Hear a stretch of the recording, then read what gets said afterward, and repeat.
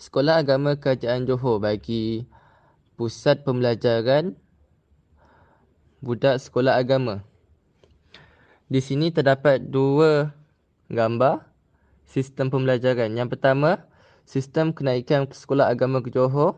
Sekiranya pelajar itu tidak lulus, dia tidak akan naik kelas. Jadi, pelajar perlulah belajar bersungguh-sungguh untuk menaikkan kelas. Hal ini membuatkan pelajar berasa pembelajaran itu amat penting dalam kehidupan. Gambar yang kedua merupakan pusat pembelajaran pelajar di mana guru mengajar di depan dan pelajar faham dan mengikuti pembelajaran tersebut. Pendahuluan Sekolah Agama Kerajaan Johor. Sekolah Agama Kerajaan Johor atau dikenali sebagai SAKJ dengan sikap keprihatinan terhadap rakyat dan tanggungjawab terhadap agama sebagai pemimpin. Sultan Johor mahu rakyat beragama Islam di negeri Johor untuk mempelajari pendidikan agama di awal usia bagi memudahkan lagi dan menarik pendidikan ini adalah secara percuma. Pemantapan nilai-nilai Islam dan keadilan sosial.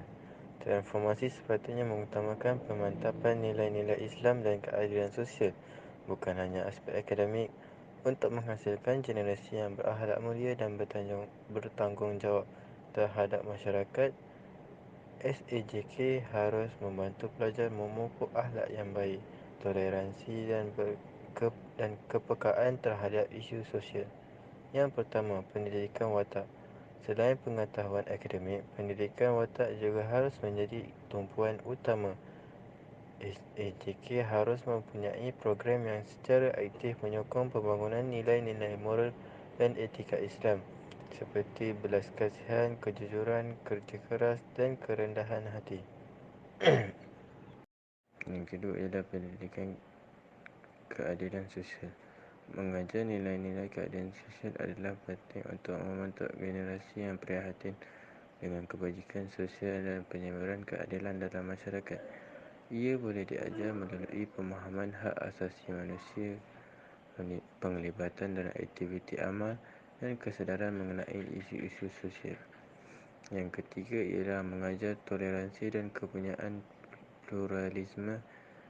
Sekolah harus menerus sikap toleransi dan menghormati kepelbagaian budaya dan agama.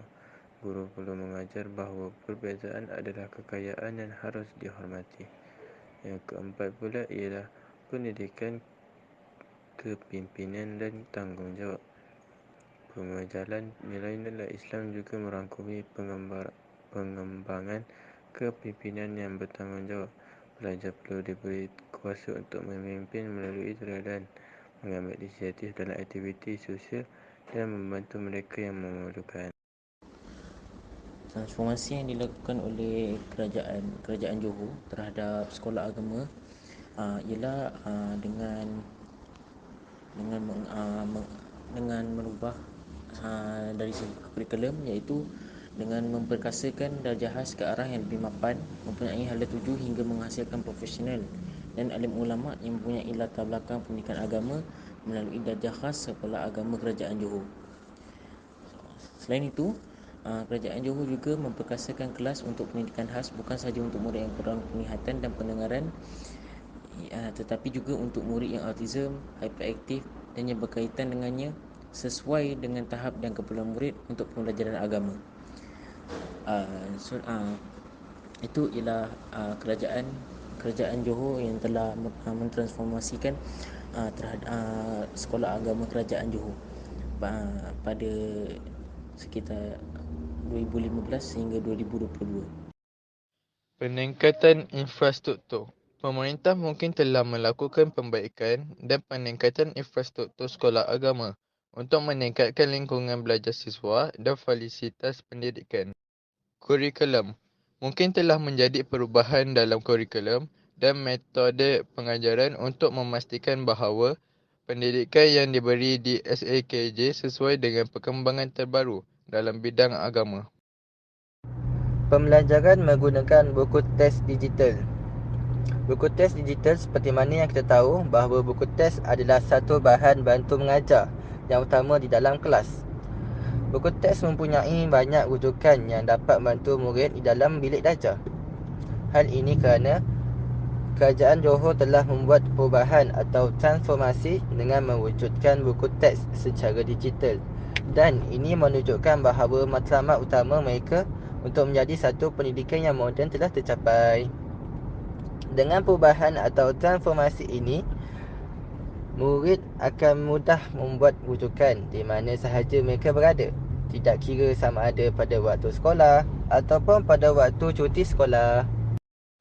Kesimpulannya, dalam meningkatkan sistem pendidikan, banyak kebaikan dan manfaat yang dapat diperoleh dan tidak tertinggal juga kekurangan yang berlaku. Tuntasnya, pihak berwajib perlulah memantau perkara ini dengan permulaan yang dibuat oleh Sultan Johor pada ketika itu. Kerajaan negeri Johor boleh dikatakan menghargai apa yang dibuat dengan cara menambahkan dari segala aspek. Malah, mendapatkan peruntukan dari pelbagai pihak untuk meningkatkan taraf kemajuan sekolah agama Johor. Dengan ini, tamatlah pembentangan kami. Harap kalian faham dan boleh membuat rujukan. Sekian, terima kasih.